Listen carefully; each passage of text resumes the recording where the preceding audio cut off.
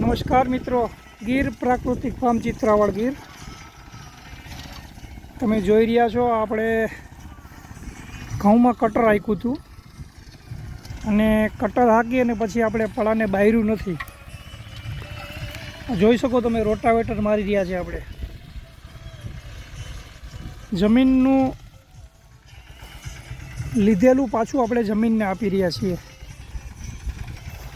અને જે કાંઈ પોષક તત્વો આપણે આપ્યા છે અને જમીનમાંથી લીધા છે તે પાછું જમીનમાં મિલાવી દેવાથી એનો જે કાર્બન છે એ જમીનમાં જળવાઈ રહે છે. જ્યારે આપણે આને બારી નાખીએ છીએ ત્યારે જમીનનો કાર્બન છે એ બધો બળી જાય છે અને હવા પણ દૂષિત થાય છે અને આપણે જે પોષક તત્વો આપેલા છે, અંદર જે બેક્ટેરિયા છે એ બધું બારવાથી બળી જાય છે અને આપણી જમીન નિર્જીવ થતી જાય છે.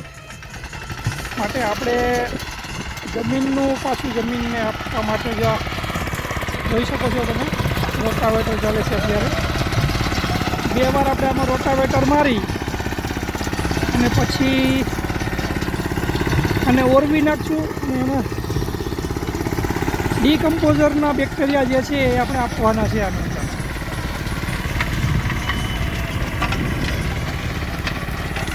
આવી રીતના તમે જોઈ શકો,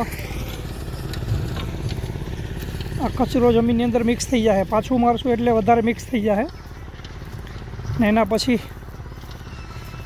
અને આપણે ઓરવણું કરી નાખશું. ઓરવણું કરી અને એમાં બેક્ટેરિયા આપી દેવું ફુવારાથી.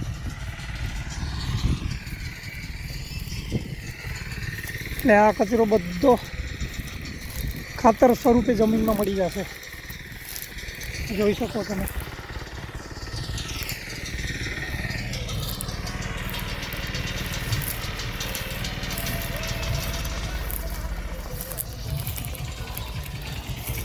આવી રીતે જમીનમાં મેળવી દેવાથી જમીનનો કાર્બન વધે છે અને જમીનની ફળદ્રુપતા વધે છે.